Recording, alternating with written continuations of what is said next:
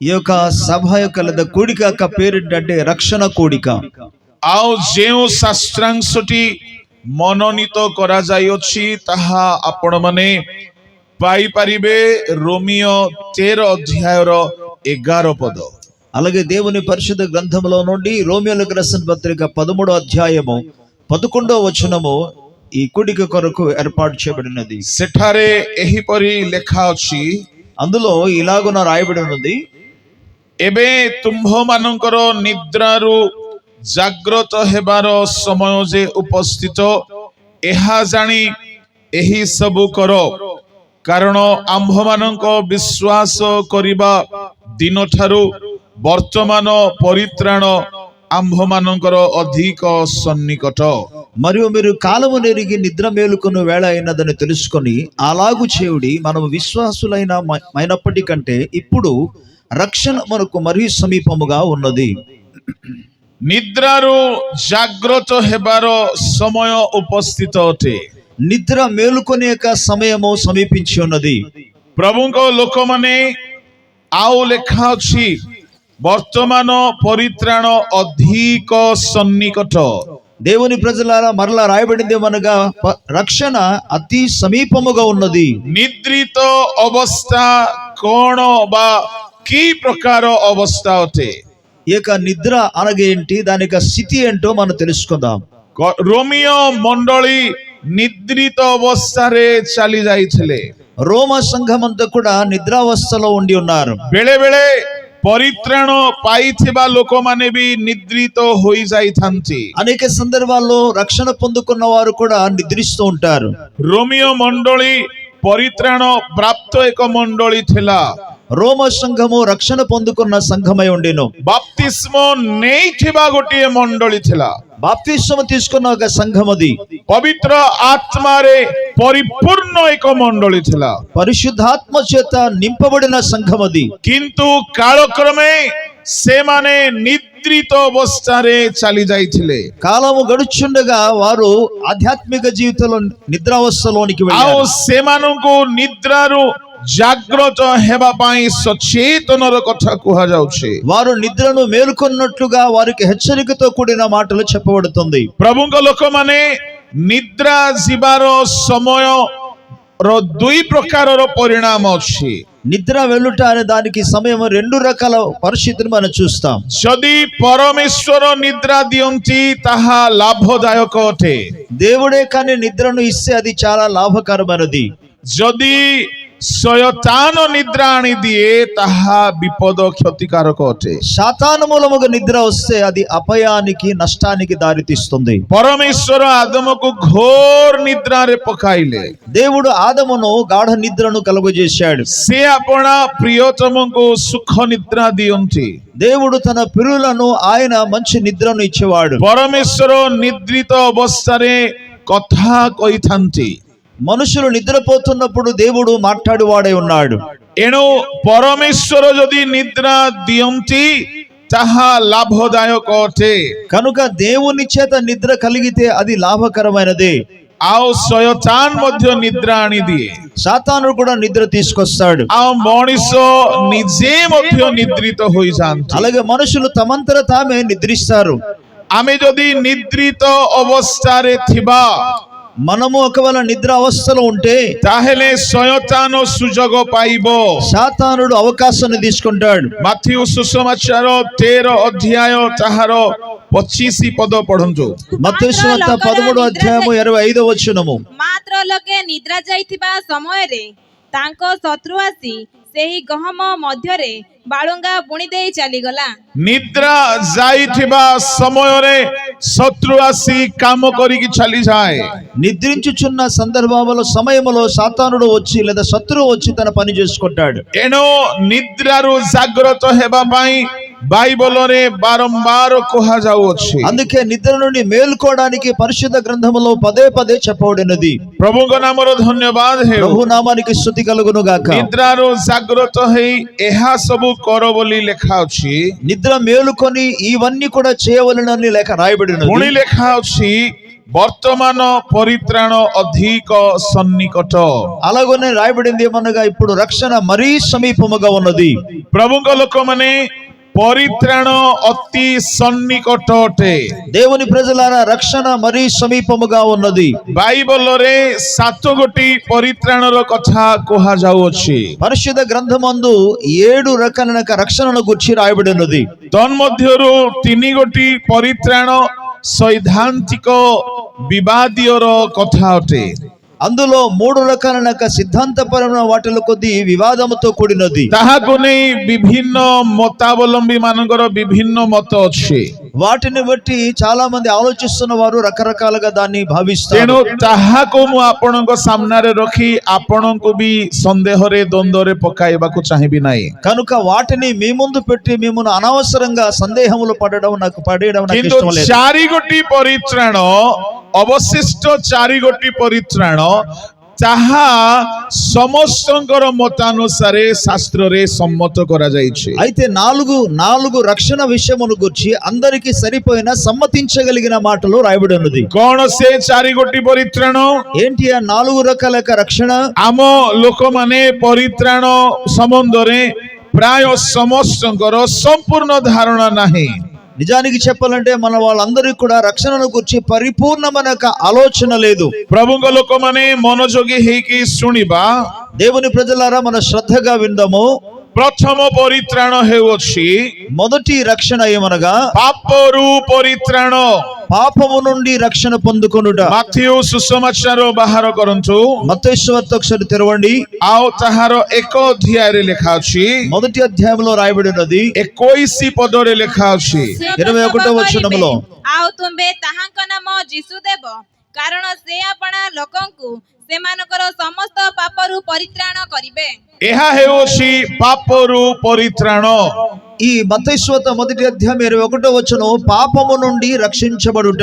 ପ୍ରଭୁ ଯୀଶୁ ଖ୍ରୀଷ୍ଟ ପାପରୁ ପରିତ୍ରାଣ କରିବା ପାଇଁ ଆସିଲେ। యేసు ప్రభు పాపము నుండి రక్షించడానికి లోకానికి వచ్చాడు. ପୁରାତନ ନିୟମରେ ମଧ୍ୟ ପରିତ୍ରାଣର ଶବ୍ଦ ବ୍ୟବହାର କରାଯାଇଅଛି। పాత నిబంధన కాలముల గురించి కూడా రక్షణను గురించిన మాట ఉచ్చరించబడినది. ଆଉ ଯଦି ସମ୍ଭବ ହୁଏ ଆମେ ସନ୍ଧ୍ୟା ବେଳାରେ ତାହାକୁ ଦେଖିବା। అవకాశం మనకు దొరికితే సాయంకాలం వేళ దాన్ని మనం ధ్యానం చేసుకుందాం. କିନ୍ତୁ ପୁରାତନ ନିୟମର ପରିତ୍ରାଣ ପାପରୁ ପରିତ୍ରାଣ ନଥିଲା। అయితే పాత నిబంధనల యొక్క రక్షణ పాపములో నుండి రక్షించబడినది కాదు. ଏଣୁ ନୂତନ ନିୟମରେ ଯୀଶୁ ଆସିଲେ ସମସ୍ତ ମନୁଷ୍ୟଙ୍କୁ ପାପରୁ ପରିତ୍ରାଣ କରିବା ପାଇଁ ଆସିଲେ। కాబట్టి క్రొత్త నిబంధనలో యేసు ప్రభు వారు ఈ లోకానికి వచ్చి పాపం నుండి రక్షించడానికి ఆయన దిగి వచ్చాడు. ପ୍ରଭୁଙ୍କ ଲୋକମାନେ దేవుని ప్రజలారా, ପାପରୁ ପରିତ୍ରାଣ ପାଇବା ପାଇଁ ହେଲେ କଣ କରିବାକୁ ହବ? పాపము నుండి రక్షణ పొందాలంటే మనం ఏం చేయాలి? ପ୍ରଭୁଙ୍କ ନାମର ଧନ୍ୟବାଦ ହେଉ। ప్రభు నామానికి స్తుతి కలుగును గాక. ପରିତ୍ରାଣ ପାଇବା ପାଇଁ ବଳିଦାନର ଆବଶ୍ୟକ ଦରକାର। రక్షణ పొందుకోవడానికి బలి అర్పణలు అవసరమైనది. ଯଦି ଆମେ ଏବ୍ରୀ ପୁସ୍ତକରେ ଦେଖୁ, పరిశుద్ధ గ్రంథంలో హెబ్రీ గ్రంథాన్ని మనం చూస్తే ସେଠାରେ ଏପରି ଲେଖା ଅଛି, అందులో ఇలాగ రాయబడి ఉన్నది, ବଳିଦାନ ବିନା ପାପ ମୋଚନ ସମ୍ଭବ ନାହିଁ।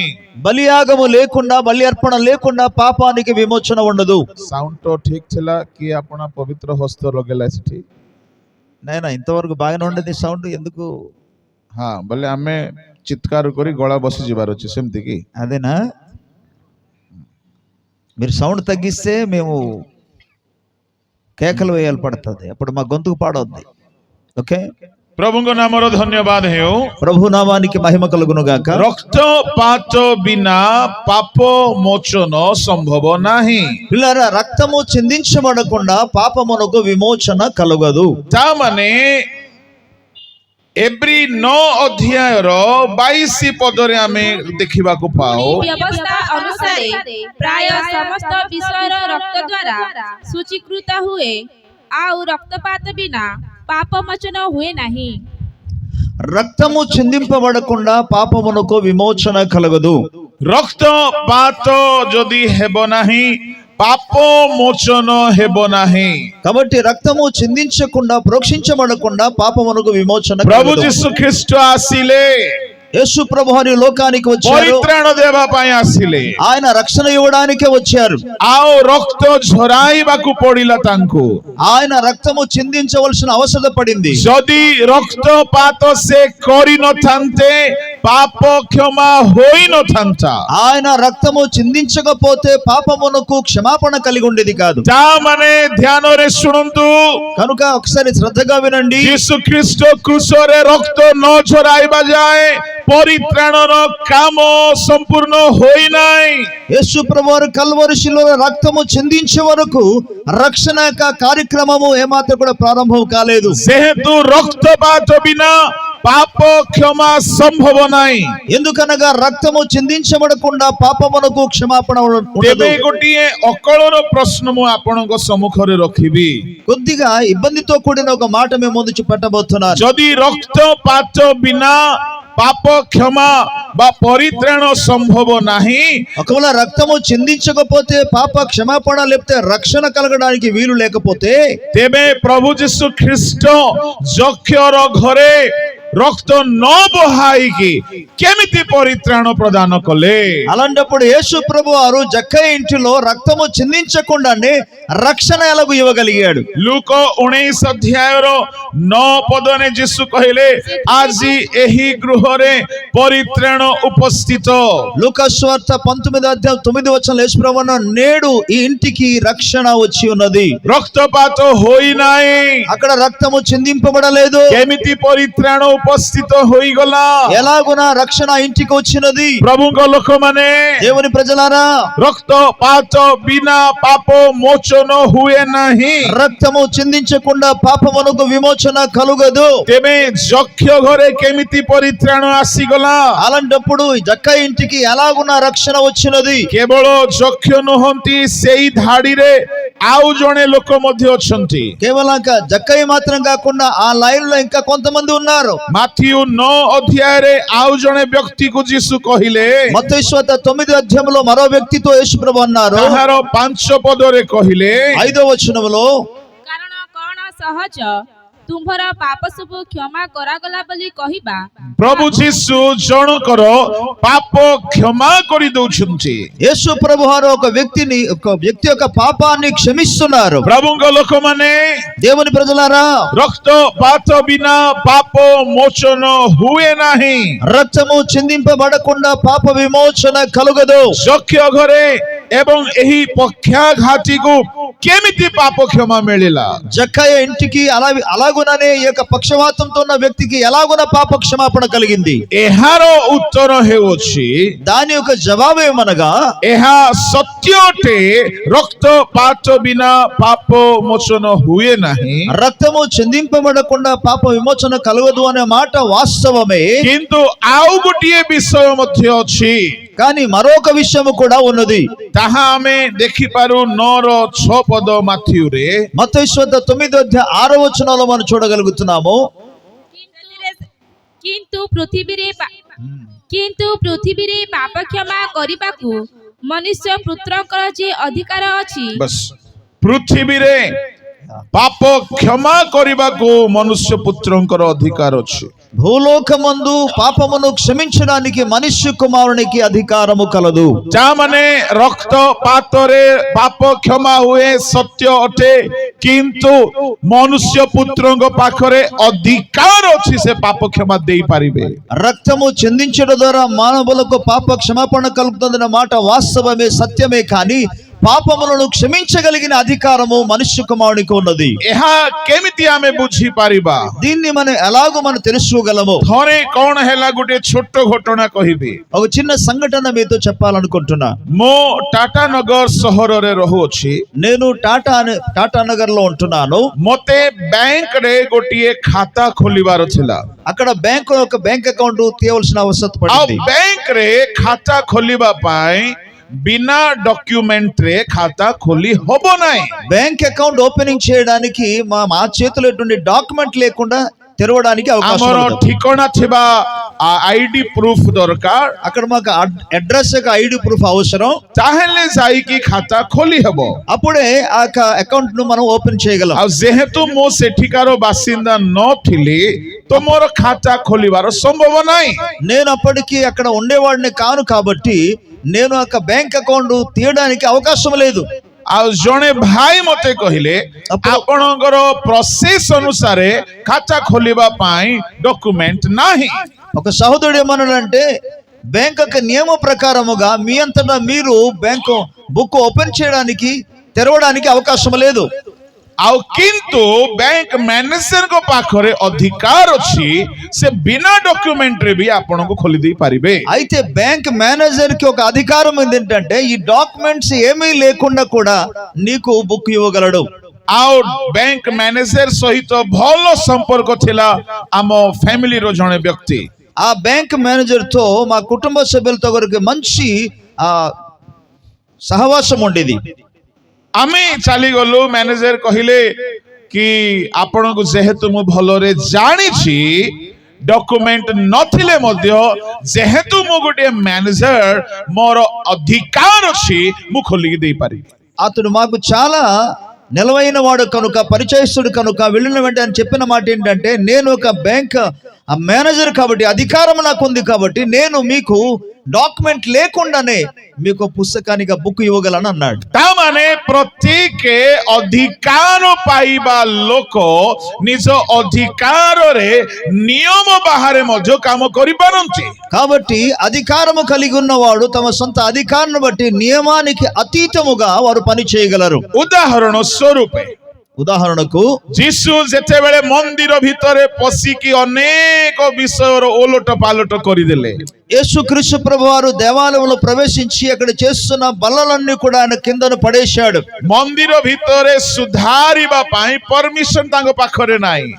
ఆ యొక్క మందిరాన్ని సరిగా చేయడానికి దేవాలయమును శుద్ధి చేయడానికి తన దగ్గర పర్మిషన్ లేదు. जिहुदी माने जानंती जदि जणे अधिकार प्राप्त लोक हेले बिना परमिशन रे मजो करि पारिबो. అయితే యూదులకు ఒక తెలిసిన విషయం ఏంటంటే ఒక అధికారంతో కూడిన వ్యక్తి అనుమతి లేకుండా కూడా వారు ఏమైనా చేయగలడు. तेणु से माने पछारले आपण केउ अधिकार रे एहा करूछन. అందుకే వాళ్ళు ఏమని అడుగుతున్నారంటే ఏ అధికారాన్ని బట్టి ఈ పనులను మీరు చేస్తున్నారని ता అడిగారు. माने अधिकार प्राप्त व्यक्ति निज अधिकार बलरे नियम बाहरे मध्य काम करि पारंती. దాని అర్థం ఏమనగా అధికారము కలిగిన వ్యక్తి తమ అధికారమును బట్టి నియమానికి అతీతముగా తమ పనులు చేయగలరు. आमे बाइबल रे अनेक अधिकारी मानकु देखो పరిశుద్ధ గ్రంథములో చాలా మంది అధికారుల గురించి మనం చూస్తాం. से मानकर पाखरे परमिशन नाही नियम नाही किंतु से माने अधिकार बलरे भल काम करिसंती मंद काम भी करिसंती. వారి దగ్గర అసలు అనుమతులు లేవు, అలాగే వారికి ఎటువంటి యొక్క నియమాలు లేవు. వాటికి వేరుగా కూడా కొన్ని మంచి పనులు చేశారు, కొన్ని చెడ్డ పనులు కూడా చేశారు. द्वितीय सामुएल 6 अध्याय 1-10 रे సమూయేలు 2 గ్రంథము 6వ అధ్యాయము మొదటి 10 వచనములో दाऊद नियम सिंधु को आनिबा पई गले ताहा प्रॉपर नियम नथिला किंतु से अधिकार बलरे सगडरे नै कि आसिले. దావీదు దేవుని యొక్క నిబంధన మందసమును తీసుకురావడానికి వెళ్ళిన నిజానికి అతనికి ఎటువంటి అక్కడ అనుమతి లేదు, కానీ తనకున్న అధికారమును బట్టి వాటిని తీసుకురాగలిగాడు. नियम सिंधु को आनिबार पई प्रोसेस कोन अटे. దేవుని నిబంధన మందసు తీసుకురావడానికి ప్రక్రియ అక్కడ ఏంటి? प्रथम वंशावली 15 अध्याय 13 अनुसार దినవృత్తాంతముల మొదటి గ్రంథములో 15వ అధ్యాయం 13వ వచనములో नियम सिंधु को आनिबार रूल हेउची जाजक माने कांधरे बहिकी आनिबे. అక్కడ ఆ నిబంధన మనసు తీసుకురావడానికి నియమం ఏంటంటే యాజకులు తమ భుజములో మోసుకొని తీసుకురావాలి. किंतु दाऊद जेहेतु अधिकार प्राप्त राजा अठंती निज अधिकार देखाई से सगडरे आनिबा पई बाहरिले. అయితే దావీదు ఆ రాజ్యానికి రాజుగా ఉన్నారు, అధికారిగా ఉన్నాడు కనుక తన అధికారమును బట్టి వాటిని తీసుకురావడానికి వెళ్ళాడు. रास्तारे जदी भूल हेला बळद मानक हेतुरु हेला. దారి మధ్యలో కొన్ని సమస్య వచ్చింది, తప్పు జరిగింది. దేనిని బట్టి అంటే ఎద్దులను బట్టి. बळद माने अमणा हेबारु सिंधु को तळे खसिबाकु लागिला हेतुरु उस चाहाकु धरिकी मरि गले. ఆ యొక్క ఎద్దులు తన కాలి జారటం మూలముగా కొద్ది ఎత్తు స్థలం కనుక కాలు జరిగింది, వాటి మూలముగా ఉజ్జా తన చేయి చాపడిన తర్వాత ఆయన చనిపోయాడు. ନଚେତ୍ ସିନ୍ଧୁକ ଶଗଡ଼ରେ ଆସି ଯାଇଥାନ୍ତା। లేకపోతే ఆ యొక్క నిబంధన మందస్సము ఒక బండి మీద వారు తీసుకొచ్చి ఉండేవాడు. ମୁଁ କହିବାକୁ କଣ ଚାହେଁ, నేను మీకు ఏం చెప్పబోతున్నానంటే ଏଇ ସିନ୍ଧୁକକୁ 2 ଥର ଏମିତି ବ୍ୟବହାର କରାଯାଇଛି ନିୟମ ବାହାରେ। ఈ యొక్క నిబంధన మందస్సును నియమానికి వ్యతిరేకముగా 2 మార్లు ఉపయోగించారు. ଥରେ ଦାଉଦ ଶଗଡ଼ ଗାଡ଼ିରେ ଆଣୁଥିଲେ, ఒకసారి దావీదు ఒక ఎడ్ల బండి మీద దాన్ని తీసుకొస్తున్నాడు. ତାହା ଈଶ୍ୱରଙ୍କ ବ୍ୟବସ୍ଥାର ବିରୁଦ୍ଧରେ ଥିଲା, అది దేవుని యొక్క నిబంధనకు ధర్మశాస్త్రానికి వేరుగా ఉన్నది. କିନ୍ତୁ ସେ ଅଳ୍ପ ବାଟ ସଫଳ ହେଇ ପାରିଥିଲେ। అయినను కొంత దూరం వరకు కూడా ఆయన సాఫల్యకృతముగా తీసుకురాగలిగాడు. ଯେହେତୁ ସେ ଗୋଟିଏ ଭଲ କାମ କରୁଛନ୍ତି, ఎందుకనగా ଅଧିକାର ଦେଖାଇକି କରୁଛନ୍ତି। ఎందుకనగా తన అధికారమును చూపించి ఒక మంచి పనిని ఆయన చేస్తున్నాడు కాబట్టి ପ୍ରଭୁଙ୍କ ନାମର ଧନ୍ୟବାଦ। ప్రభు నామానికి స్తుతి కలుగును ବେଳେ ବେଳେ గాక. ମଣ୍ଡଳୀ ଭିତରେ ଭଲ କାମ କରିବା ପାଇଁ ପାଷ୍ଟର୍ସ ମାନେ, ଲିଡର୍ସ ମାନେ ପାୱାର ବ୍ୟବହାର କରନ୍ତି। కొన్ని సందర్భాల్లో సంఘములో ఉద్యమాన్ని తీసుకురావడానికి పాస్టర్లు కావచ్చు లేదా సంఘ పెద్దలు కావచ్చు తమ అధికారాన్ని ఉపయోగిస్తారు. ଆଉ ନିୟମକୁ ଧରିକି ଚାଲିକି ବେଳେ ବେଳେ ନିୟମ ଦ୍ୱାରା କେହି କେହି ଉତ୍ପାତ ମଧ୍ୟ କରନ୍ତି। అలాగే కొంతమంది నియమ ప్రకారంగా నడుస్తూ వారంతటా వాళ్ళకు ఒక్కొక్కసారి వారు ఉప్పొంగిపోతుంటారు. ଏଣୁକରି ପ୍ରଭୁଙ୍କ ଲୋକମାନେ ଅଧିକାରର ସଦ୍ବ୍ୟବହାର ହେଲେ କିଛି ଅସୁବିଧା ନାହିଁ। కనుక అధికారమును కానీ సరైన రీతిలో వినియోగించగలిగినప్పుడు ఎటువంటి నష్టము కలగదు. ପ୍ରଭୁଙ୍କ ନାମର ଧନ୍ୟବାଦ ହେ। ప్రభు నామానికి స్తుతి కలుగును గాక. ସିନ୍ଧୁକ 2 ଥର ନିୟମ ବାହାରେ ଅଣା ନିଆଯାଇଥିଲା। ఈ నిబంధన మందస్సము 2 మార్లు నియమానికి వ్యతిరేకముగా తీసుకొచ్చారు. ଥରେ ପଲେଷ୍ଟିୟ ମାନେ ନେଇକି ଚାଲିଗଲେ ଦାଗୋନ ଦେବତା ନିକଟକୁ। ఓసారి ఫిలిష్తీయులు దేవుని యొక్క మందస్సాన్ని దాగోను గుడి దగ్గరికి తీసుకెళ్లారు. ସେତେବେଳେ ସେମାନେ ତ ନିୟମ ଅନୁସାରେ ନେଇକି ଯାଇନାହାନ୍ତି, ఆ సమయంలో వారు నియమ ప్రకారంగా తీసుకెళ్లలేదు. କାହିଁକି ସେଠାରେ କୁଶଳରେ ସେମାନେ ନେଇକି ପହଞ୍ଚି ଗଲେ। ఎందుకు వారు క్షేమముగా ఆ నిబంధన మందస్సాన్ని క్షేమంగా ତାର తీసుకెళ్ళగలిగారు? ଅର୍ଥ କଣ ପ୍ରଭୁଙ୍କ ଲୋକମାନେ? దాని యొక్క అర్థం ఏంటి ప్రియ దేవుని బిడ్డలారా? ଆମେ ଯଦି ଈଶ୍ୱରଙ୍କ ଉଦ୍ଦେଶ୍ୟରେ କୌଣସି କାମ କରିବା ପାଇଁ ଚାହୁଁ, మనము దేవుని కొరకని ఏదైనా పని చేయడానికి వెళుతుంటే ଯଦି ତାହା ପରମେଶ୍ୱରଙ୍କର ସୁଗ୍ରାହ୍ୟ ଅଟେ, ତହିଁରେ ନିୟମ ବାହାରେ ହେଲେ ମଧ୍ୟ ସେ ତାହାକୁ ସମର୍ଥନ କରନ୍ତି। అది దేవుని చిత్తానికి అనుకూలముగా ఉంటే ధర్మశాస్త్ర క్రమానికి వేరుగా అయినా సరే దేవుడు దాన్ని ఏకీవిస్తాడు. ପ୍ରଭୁଙ୍କ ନାମର ଧନ୍ୟବାଦ ହେଉ। ప్రభు నామానికి స్తుతి కలుగును ପଲେଷ୍ଟିୟ గాక. ମାନେ ଅଶୁଚି ସୁନ୍ନତ ରହିତ ଲୋକମାନେ, ఫిలిష్తీయులు సున్నతి లేని ప్రజలు, అపవిత్రులు వారు. ସେମାନେ ଯୁଦ୍ଧ କ୍ଷେତ୍ରରୁ ସିନ୍ଧୁକ ଧରିଲେ, వారు యుద్ధ రంగంలో నుండి యొక్క నిబంధనలు ଆଉ తీసుకున్నారు. ସେମାନେ ଅଶୁଚି ଲୋକମାନେ ନେଇକି ଚାଲିଗଲେ। వారు అపవిత్రులు అయినప్పటికీ కూడా మందస్సమును తీసుకెళ్లగలిగారు. କିଛି ଅସୁବିଧା ହେଲା ନାହିଁ, అయినను ఎటువంటి నష్టము కలగలేదు. ନେଇକି ମନ୍ଦିରରେ ରଖିଦେଲେ। వాటిని తీసుకెళ్లి యొక్క దేవాలయంలో ఉంచారు. ଦାଗୋନ ଦେବତାର ମନ୍ଦିରରେ ରଖିଲେ। దాగోను ఒక గుడిలో దాన్ని పెట్టారు.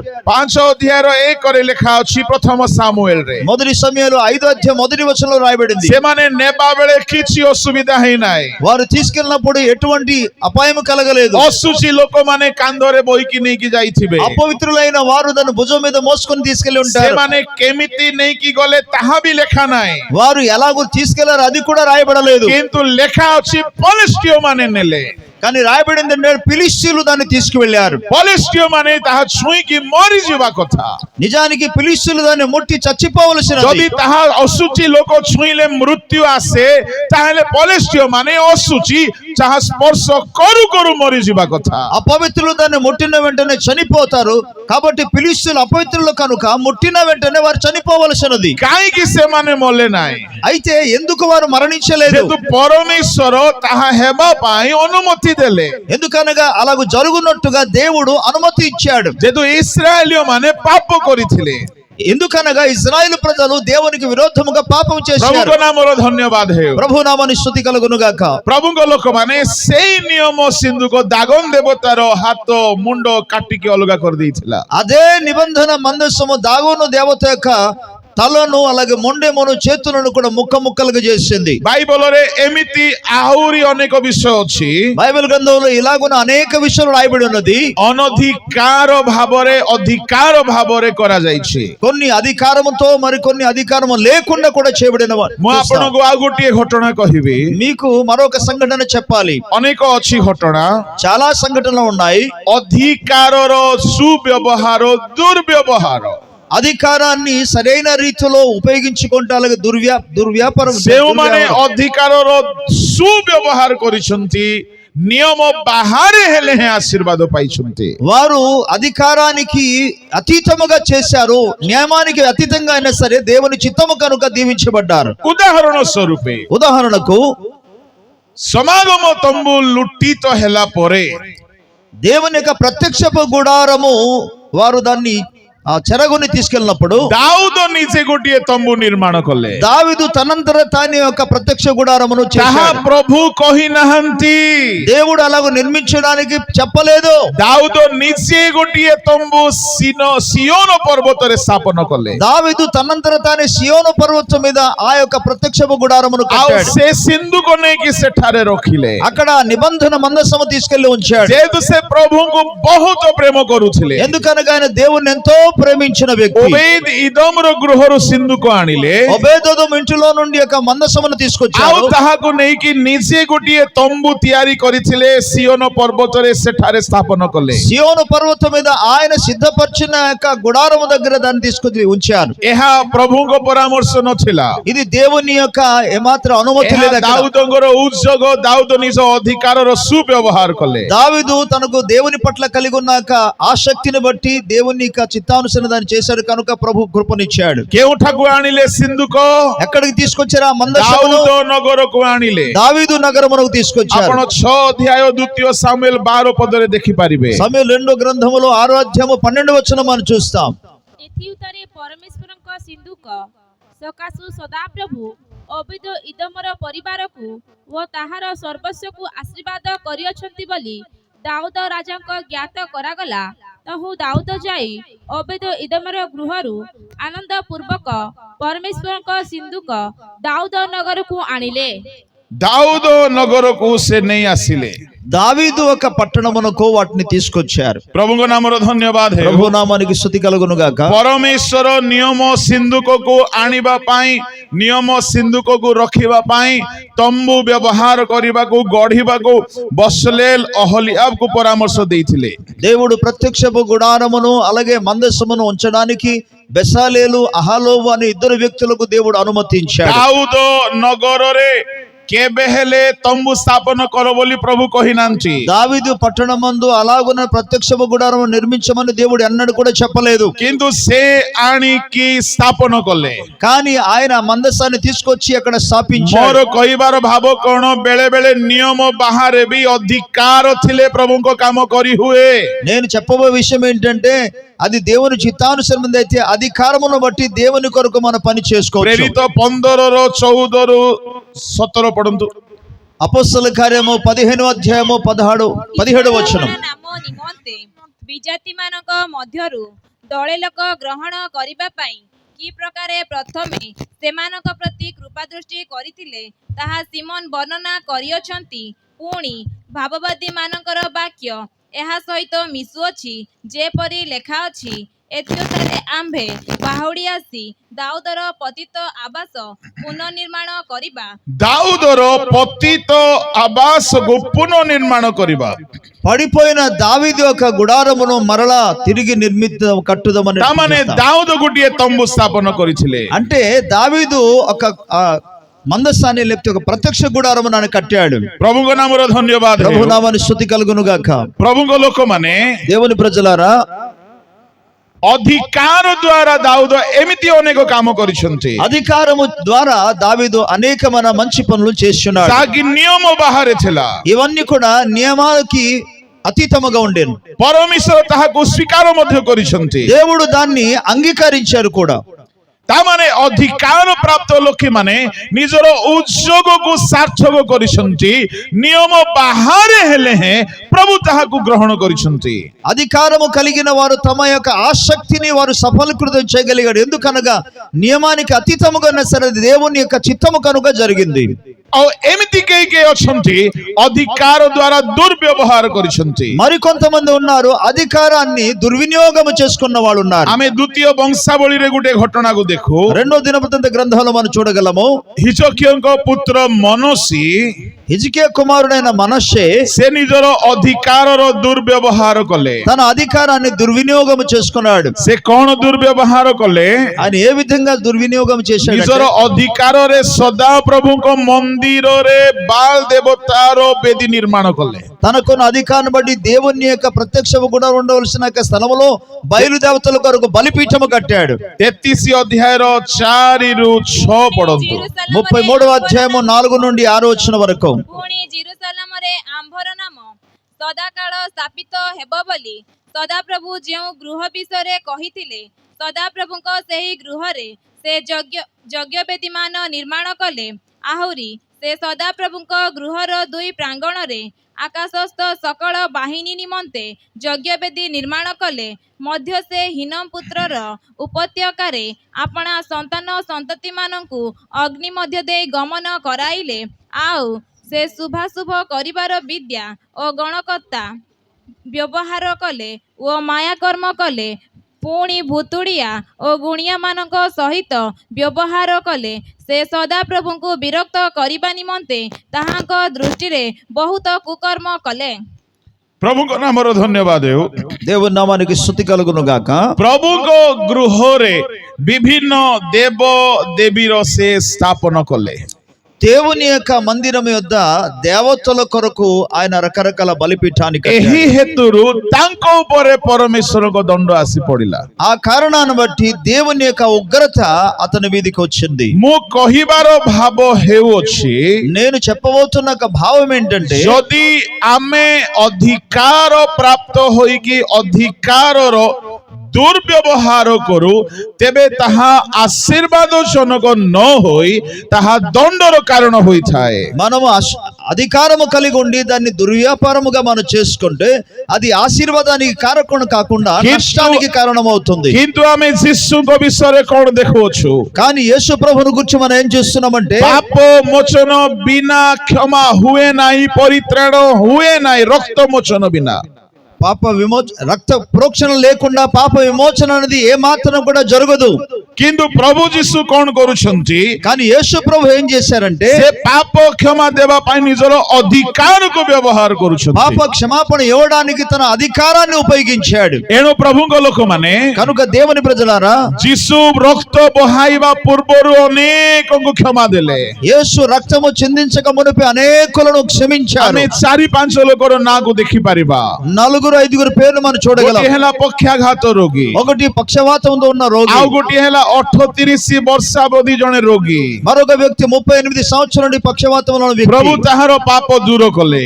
ప్రభు ఆయన పాపాన్ని క్షమించాడు. ଆଉ ଜଣେ ହେଲା ବ୍ୟଭିଚାରରେ ଧରା ଯାଇଥିବା ସ୍ତ୍ରୀ, మరొకరు వ్యభిచారం చేత పట్టబడిన స్త్రీ. ପ୍ରଭୁ ତାହାର ପାପ କ୍ଷମା କଲେ। ప్రభు ఆమెను పాపాన్ని క్షమించాడు. ଆଉ ଜଣେ ହେଲା ଯକ୍ଷ, ପ୍ରଭୁ ତାହାର ପାପ କ୍ଷମା କଲେ। మరొక వ్యక్తి జక్కయ్య, ప్రభు అతని పాపాన్ని కూడా క్షమించాడు. ଆଉ ଜଣେ ହେଲା ମାଥିଉ ନାମକ ଜଣେ ବ୍ୟକ୍ତି, మరొక వ్యక్తి మత్తయ్య అని పేరు కలిగిన వాడు. ପ୍ରଭୁ ଏମାନଙ୍କୁ ରକ୍ତପାତ ନ କରୁଣୁ ପାପ କ୍ଷମା ଦେଇଛନ୍ତି। ప్రభు వీరిని రక్తము చిందించకుండానే వారి పాపాన్ని క్షమించాడు. ଯେହେତୁ ଯୀଶୁ ନିଜ ଅଧିକାରକୁ ନିୟମ ପୂର୍ବରୁ ବ୍ୟବହାର କରିଛନ୍ତି, ఎందుకనగా యేసు తన అధికారమును నియమానికి ముందుగానే ఉపయోగించాడు. ପ୍ରଭୁଙ୍କ ନାମର ଧନ୍ୟବାଦ ହେଉ। ప్రభు నామానికి స్తుతి కలుగును గాక. ଯୀଶୁଙ୍କ ରକ୍ତରେ యేసు ప్రభు రక్తము ద్వారా ପାପର ପରିତ୍ରାଣ ଅଛି।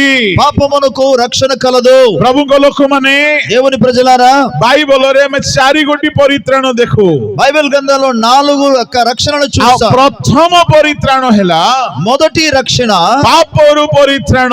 పాపము నుండి రక్షించబడుట. ଦୁନିଆରେ ଯେତେ ଧର୍ମ ସମ୍ପ୍ରଦାୟ ରହିଅଛି, ఈ లోకములో ఎన్ని రకాల నీతి నియమాలన్నీ కూడా ఉన్నాయో, ଅନେକ ସମ୍ପ୍ରଦାୟର ଅନେକ ମତ ରହିଅଛି, అనేక వారికి కలిగి ఉన్న ఆచారాలలో రకరకాల మతాలు କିନ୍ତୁ ఉన్నాయి. ବାଇବଲ ଆମମାନଙ୍କୁ ଶିକ୍ଷା ଦିଏ, కానీ బైబిల్ మనకు ఏం నేర్పిస్తుందంటే, ପାପର କ୍ଷମା ପାଇଁ ରକ୍ତପାତ ହେବା ଦରକାର। పాప విమోచన కొరకై రక్తము చిందింపబడాలి. ସମଗ୍ର ଜଗତର ପାପୀ ମାନଙ୍କର ପାପ କ୍ଷମା ପାଇଁ సమస్త లోకములో ఉన్న పాపులకు క్షమాపణ నిమిత్తము ଜଣେ ବ୍ୟକ୍ତିକୁ ରକ୍ତ ଝରାଇବାର ଦରକାର ଥିଲା। ఒక వ్యక్తి రక్తము చిందించవలసిన అవసరత ఉండేది। ଆଉ ଯେ ରକ୍ତ ଝରାଇବ ତାହାର ରକ୍ତ ପବିତ୍ର ହେବା ଦରକାର ଥିଲା। ఎవరైతే రక్తము చిందిస్తున్నారో అతని రక్తము పరిశుద్ధమై କୌଣସି ఉండాలి। ମଣିଷ ପଶୁର ରକ୍ତ ପବିତ୍ର ହୋଇ ନପାରେ।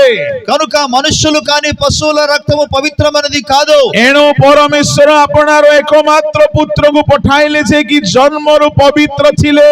అందుకే దేవుడు తన అద్వితీయ కుమారుని లోకానికి పంపించాడు। ఆయన జన్మతః పరిశుద్ధుడైన ସେ వాడు। କୌଣସି ପାପ କରିନାହାନ୍ତି। ఆయన ఎన్నడూ ఏ పాపమును చేయలేదు। ତାଙ୍କଠାରେ ପାପ ଦେଖାଗଲା ନାହିଁ। ఆయనలో ఏ పాపము కనబడలేదు। ସେ ପାପ କଣ ଜାଣିଲେ ନାହିଁ। పాపం అనగా ఏంటో ఆయనకు తెలియదు। ଯୀଶୁଙ୍କର ପବିତ୍ରତାର ବିଶେଷତା କଣ ଅଟେ?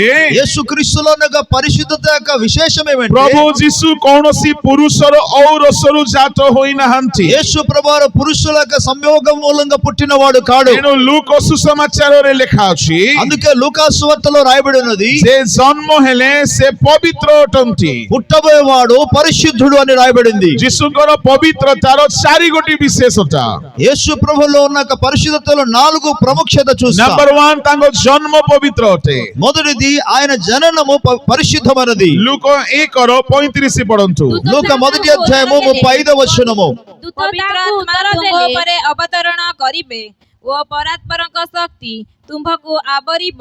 ଏଣୁ ଯେ ଜାତ ହେବେ ସେ ପବିତ୍ର ଓ ଈଶ୍ୱରଙ୍କ ପୁତ୍ର ବୋଲି ଖ୍ୟାତ ହେବେ। ଯେ ଜାତ ହେବେ ସେ ପବିତ୍ର। పుట్టబోయేవాడు పరిశుద్ధుడు అనబడును।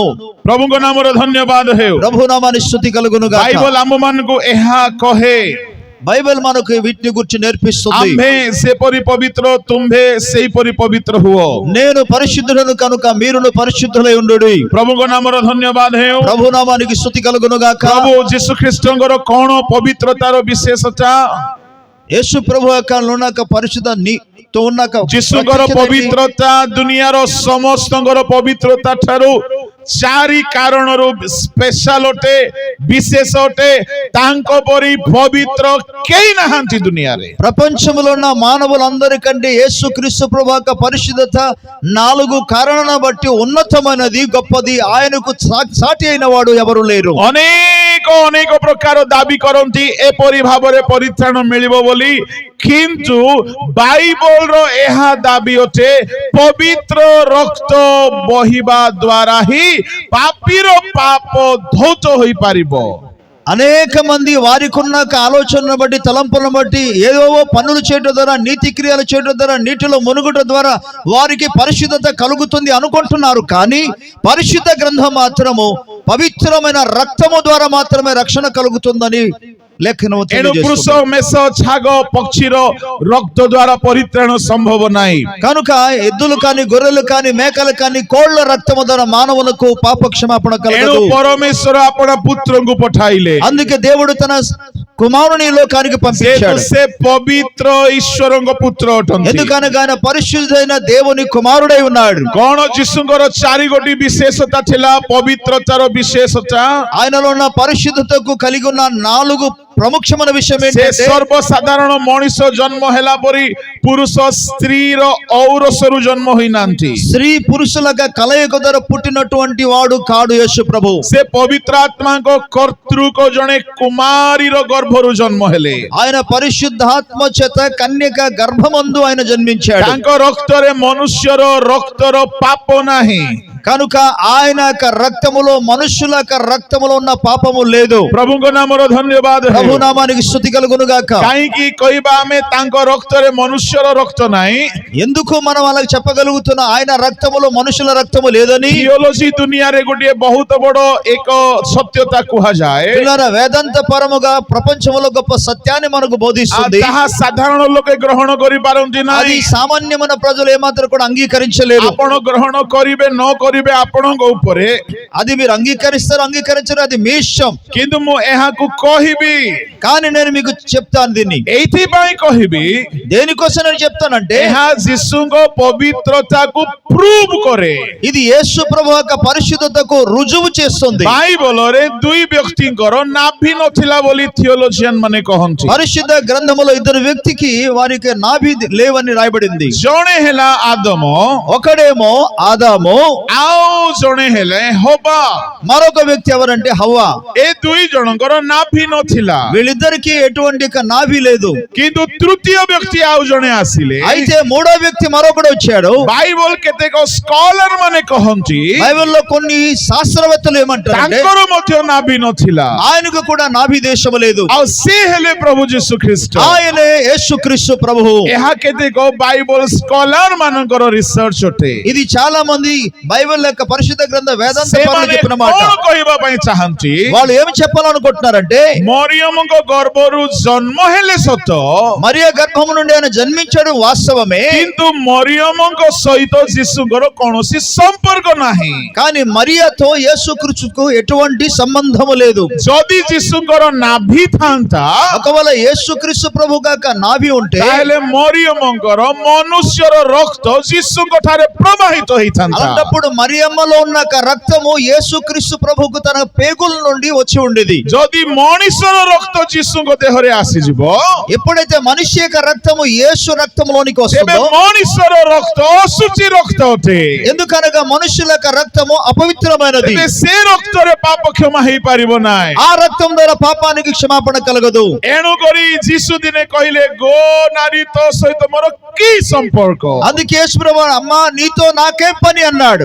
ପ୍ରଭୁଙ୍କ ନାମର ଧନ୍ୟବାଦ। ప్రభు నామానికి స్తుతి కలుగును గాక. ଏଣୁ ପ୍ରଭୁ ଯୀଶୁ ଖ୍ରୀଷ୍ଟ ପବିତ୍ର ଭାବରେ ଜନ୍ମ ହେଲେ।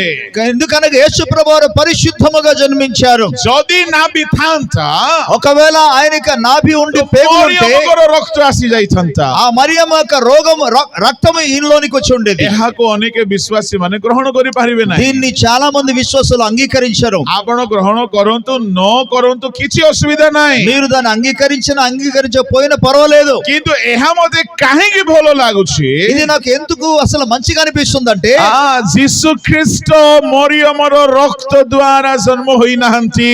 యేసు ప్రభువారు మరియా రక్తము మూలముగా జన్మించలేదు. ଯୀଶୁ ତେଣୁ କହିଲେ ତୋ ସହିତ ମୋର କି ସମ୍ପର୍କ? అందుకే యేసు ప్రభువును అమ్మా నీతో నాకేమి పని?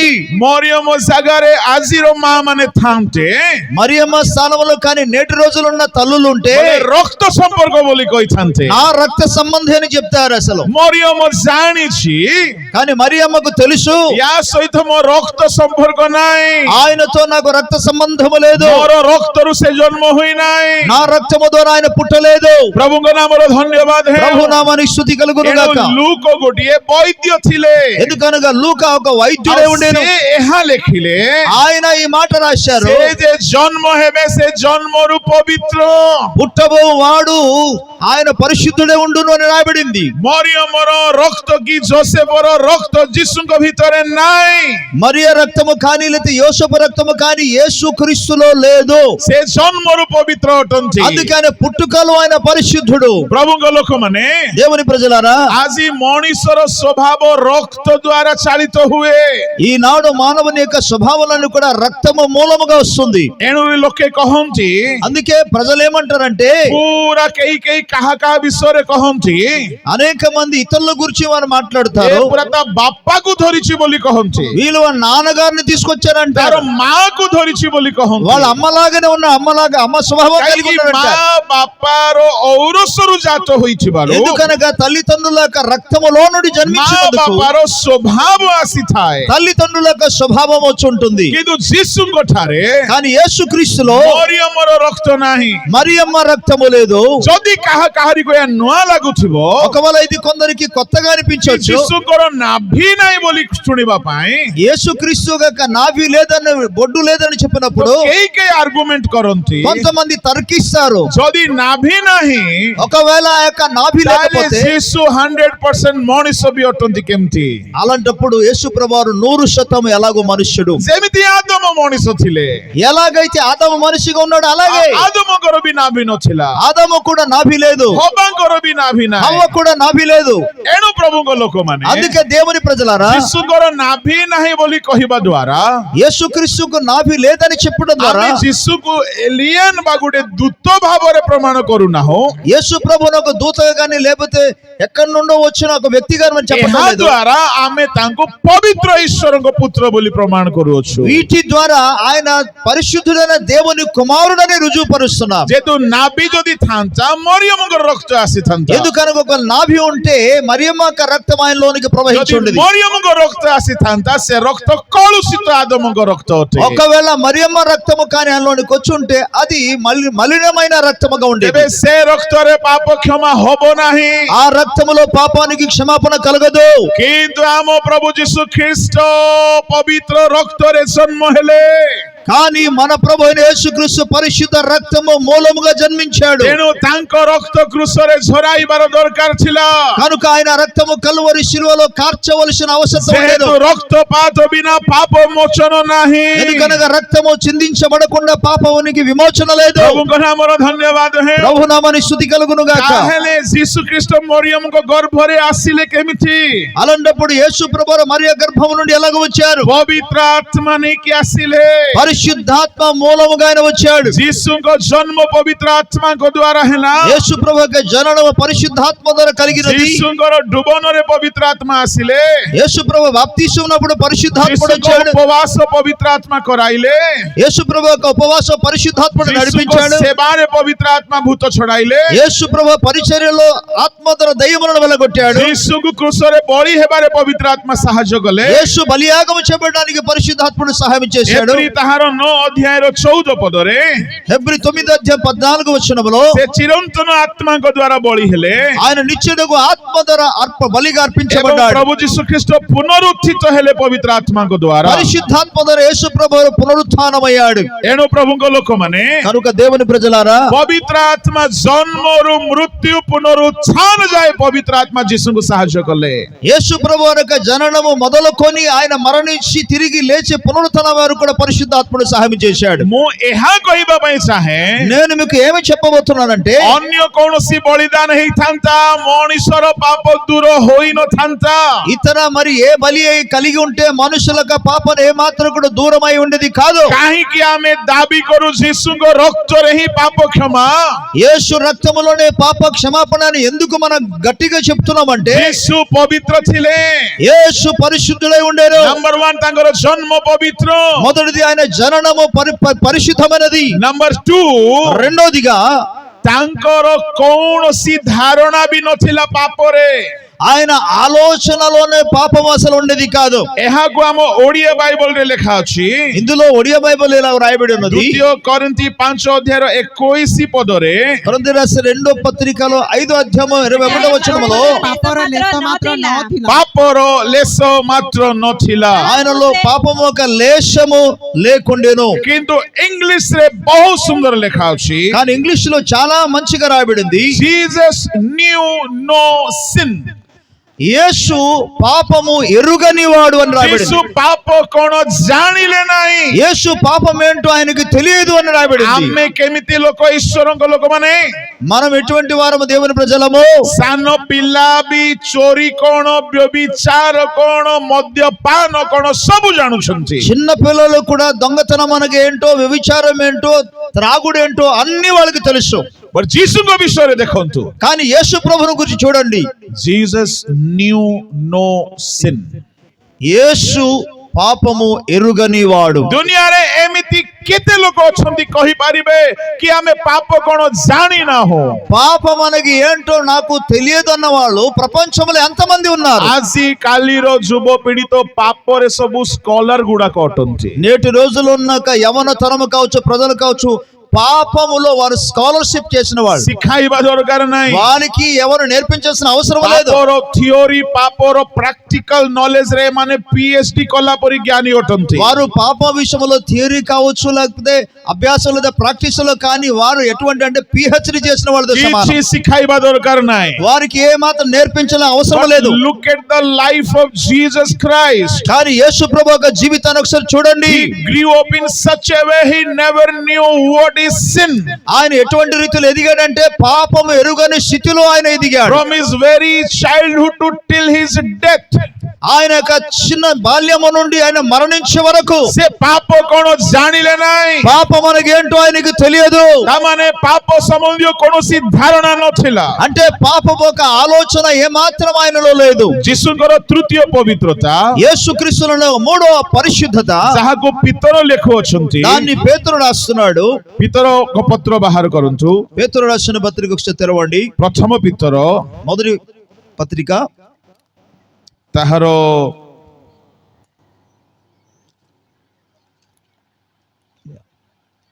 3 ଅଧ୍ୟାୟ 3వ అధ్యాయము ସେଠାରେ ସେ କହନ୍ତି ତାର 3 ପଦରୁ ପଢନ୍ତୁ। మూడవ వచనం నుండి ଶିଶୁତୁଲ୍ୟ ପାରମାର୍ଥିକ ଅମିଶ୍ରିତ ଦୁଗ୍ଧପାନ କରିବାକୁ ଇଚ୍ଛା କର। 3 ପୁଣି ଅଧ୍ୟାୟ କେଶବେଶ ସୁବର୍ଣ୍ଣ ଆଭରଣ ଓ ସୁନ୍ଦର ବସ୍ତ୍ର ପରିଧାନ ଏପରି ଯେଉଁ ବାହ୍ୟଭୂଷଣ ତାହା ତୁମମାନଙ୍କର ଭୂଷଣ ନ ହୋଇ ହୃଦୟର ଯେଉଁ କମଳ ଓ ଶାନ୍ତିଯୁକ୍ତ ଗୁପ୍ତ ସ୍ୱଭାବ ଈଶ୍ୱରଙ୍କ ଦୃଷ୍ଟିରେ ବହୁମୂଲ୍ୟ ତାହା ହିଁ ତୁମମାନଙ୍କର ଅକ୍ଷୟ ଭୂଷଣ ହେଉ। ପ୍ରଥମ ପିତର 2:22 ମୋ ବାଇବଲ ସେ ଟିକେ କୌଣସି ପାପ କଲେ ନାହିଁ। ବସ୍ ରହିଯାନ୍ତୁ। ఓకే ఓకే ସେ କୌଣସି ପାପ କଲେ ନାହିଁ। ఆయన ఏ పాపమును చేయలేదు, he did no sin। ఆయన ఏ పాపము చేయలేదు। ତାମାନେ ଯୀଶୁ ଜୀବନରେ କେବେ ହେଲେ କୌଣସି ପାପ କଲେ ନାହିଁ। దాని అర్థం యేసు ప్రభు తన జీవితంలో ఎన్నడూ పాపము చేయలేదు। ପ୍ରଭୁଙ୍କ ନାମରେ ଧନ୍ୟବାଦ ହେଉ। ప్రభు నామని స్తుతి కలుగును గాక। ପୁଣି ଯୀଶୁଙ୍କର ପବିତ୍ରତାର ଚତୁର୍ଥ ବିଶେଷତା ହେଲା యేసు ప్రభు యొక్క పరిశుద్ధతలో 4వ విషయం ఏమనగా ଯାହାକୁ କି ଜହନ ଲେଖୁଅଛନ୍ତି దాన్ని యోహాను రాస్తున్నాడు। ପ୍ରଥମ ଜହନ ତାହାର 3 ଅଧ୍ୟାୟର 5। ଆଉ మొదటి యోహాను 3వ అధ్యాయం 5వ వచనము। ଆଉ ତୁମ୍ଭେମାନେ ଜାଣ ଯେ ସେ ପାପ ବୋହି ନେଇଯିବା ପାଇଁ ପ୍ରକାଶିତ ହେଲେ ଆଉ ତାଙ୍କଠାରେ ପାପ ନାହିଁ।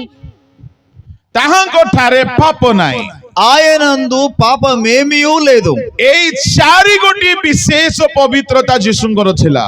ఈ 4 యేసుక్రీస్తులో ఉన్న పరిశుద్ధతకు ତାଙ୍କର ଜନ୍ମ రుజువై ఉన్నది। ପବିତ୍ର, ఆయన జననము ସେ పరిశుద్ధమైనది। ପାପ କଣ ଜାଣି ନଥିଲେ, పాపమనగా ఆయన ఎరుగలేదు। ସେ କୌଣସି ପାପର କର୍ମ କରିନାହାନ୍ତି। ఆయన ఎన్నడూ పాపము చేయలేదు। ତାଙ୍କ ମସ୍ତକରୁ ତଳିପାଦ ଯାଏ ସ୍କାନିଂ କଲେ କୌଣସି ପାପ ତାଙ୍କ ଠାରେ ଦେଖାଗଲା తన ନାହିଁ। శిరస్సు నుండి అరికాల వరకు స్కానింగ్ చేసిన ఆయనలో పాపము కనబడలేదు। ଏହିପରି ଏକ ପବିତ୍ର ନିର୍ଦୋଷ ନିଷ୍କଳଙ୍କ ମେଷ ଶାବକ ଭାବରେ କୃଷରେ ବଳି ହେଲେ। కనుక ఆయన పరిశుద్ధమైన నిష్కలంకమైన నిర్దోషమైన బలియాగముగా సిలువలో ఆయన బలియాగము ତେବେ చేయబడ్డాడు। ସେଇ ବଳିଦାନର ରକ୍ତରେ ఆ బలియాగము చేయబడిన రక్తములో ମନୁଷ୍ୟର ପାପ କ୍ଷମା ହୁଏ। మనుష్యుల యొక్క పాపమునకు క్షమాపణ కలుగును। ପ୍ରଭୁଙ୍କ ନାମର ଧନ୍ୟବାଦ ହେଉ। ప్రభు నామానికి స్తుతి కలుగును గాక। ଯୀଶୁଙ୍କ ରକ୍ତରେ ଶକ୍ତି ଅଛି। యేసు రక్తములో శక్తి కలదు। ଏହାକୁ ବିଶ୍ୱାସ କରିବା ଦ୍ୱାରା ମିଳେ। అది మనం నమ్ముట వలన కలుగుతుంది। ଅନୁତାପ କରିବା ଦ୍ୱାରା ମିଳେ। పశ్చాత్తాపం చెందుట ద్వారా మనకు ଜଣେ కలుగుతుంది। ନାସ୍ତିକ ଲୋକ ଦିନେ ବିବାଦ କରି କହିଲା, ఒక నాస్తికుడు ఆయన తర్కిస్తూ ఏమన్నాడంటే ଜଣେ ଜିହୁଦୀ ଯୁବା ଲୋକ କୃଷରେ ରକ୍ତ ବହାଇଲେ ପ୍ରାୟ 2 ବାଲ୍ଟି 2 ବକେଟ ରକ୍ତ। ఒక యవనస్తుడని యూదుడని యవనస్తుడు ఆయన తన రక్తమును 2 బకెట్లు రక్తమును ఆయన కార్చాడు। ସେଇ ରକ୍ତରେ ଶକ୍ତି ଅଛି ବୋଲି ତୁମେ ସବୁ ଖ୍ରୀଷ୍ଟିଆନ ମାନେ ପାଗଳ ହଉଛ। ఆ రక్తములో శక్తి ఉందని మీరు క్రైస్తవులందు కూడా పిచ్చోల్లా మారిపోయారు। ଯଦି ସେ రక్ତରେ ଶକ୍ତି ଅଛି, ఒకవేళ ఆ రక్తములో శక్తి ఉంటే, ଯଦି ସେ ରକ୍ତରେ ପାପ କ୍ଷମା ଅଛି, ఆ రక్తములో పాప క్షమాపణ ఉంటే, ଯଦି ସେ ରକ୍ତ ପାପ ଦୂର କରେ, ఆ రక్తము పాపాన్ని దూరపరచగలిగితే ଦୁନିଆରେ ଏତେ ପାପ କାହିଁକି ବଢୁଛି? ప్రపంచములో ఎందుకు ఇంత పాపాలను కూడా ଏତେ పెరుగుతున్నాయి? ବ୍ୟభిଚାର କାହିଁକି ବଢୁଛି? ఎందుకు అధిక శాతముగా వ్యభిచారం జరుగుతుంది? ଏତେ ଅଶୁଚିତା କାହିଁକି ବଢୁଛି? ఎందుకు అపవిత్రత ఎదుగుతున్నది? ସେତେବେଳେ ପ୍ରଭୁଙ୍କ ଦାସ ବହୁତ ସୁନ୍ଦର ଉତ୍ତର ଦେଲେ। అప్పుడు దేవుని సేవకుడు చక్కటి జవాబు ఇచ్చాడు। କଣ ଉତ୍ତର ଦେଲେ ସେ? ఏమని జవాబు ఇచ్చాడంటే ଦୁନିଆରେ ବହୁତ ସାବୁନ ଫ୍ୟାକ୍ଟ୍ରି ଅଛି, ప్రపంచంలో ఎన్నెన్నో సబూన్ యొక్క ఫ్యాక్టరీలు ఉన్నాయి। କିନ୍ତୁ କାହିଁକି ଲୋକମାନଙ୍କ ଦେହରୁ ଦୁର୍ଗନ୍ଧ ଆସୁଛି? కానీ ప్రజల యొక్క దేహం నుండి ఎందుకు దుర్వాసనలు କାହିଁକି వస్తున్నాయి? ଲୋକମାନଙ୍କର ଲୁଗା ମଇଳା ଦେଖାଯାଉଛି? ఎందుకు ప్రజలకు ధరించుకున్న వస్త్రాలు మలినతగా మారుతుంది? ସାବୁନ ଫ୍ୟାକ୍ଟ୍ରି ଥିଲେ ଯଥେଷ୍ଟ ନାହିଁ। సబూన్ ఫ్యాక్టరీలో ఉంటే సరిపోదు। ଆପଣ ସାବୁନକୁ ଆଣିକି ଘରେ ରଖିଲେ ବି ଆପଣ ସଫା ହେବେ ନାହିଁ। మీరు సబ్బు తీసుకొచ్చి ఇంట్లో ఉంచినంత మాత్రమే బట్టలు బాగవుదు। ଆପଣ ସାବୁନର କଭର ଖୋଲିକି ବ୍ୟବହାର କରିବାର ନ ଶିଖିବା ଯାଏ ସାବୁନର ଶକ୍ତି ଆପଣ ଜାଣି ପାରିବେ ନାହିଁ।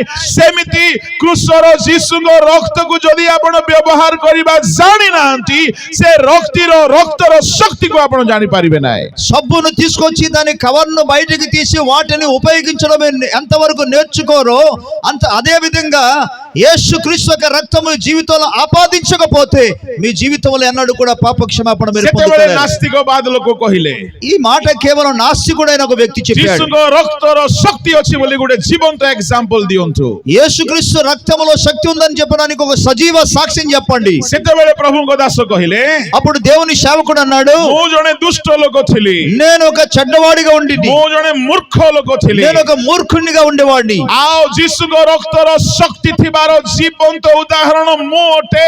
ମୋର ସ୍ୱଭାବକୁ ତାହା ବଦଳାଇ ଦେଇଛି। యేసు రక్తములో ఉన్న శక్తిని బట్టి నా స్వభావం అంతా కూడా యేసు రక్తము మార్చివేసింది.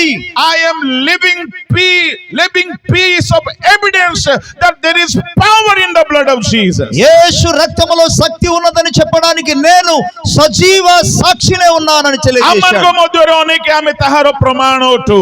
అందులో మనము కూడా అనేక మంది దానికి ଆମର రుజువై ఉన్నాం. କ୍ରୋଧ ଦୂର ହେଇଯାଇଛି। మనకు కోపము క్రోధము దూరం ଆମ అయిపోయింది. ଜୀବନରେ କେତେକଙ୍କର ଏମିତି ଅନୁଭୂତି ଯେ ପାପ କରିପାରୁଛି ନାହିଁ।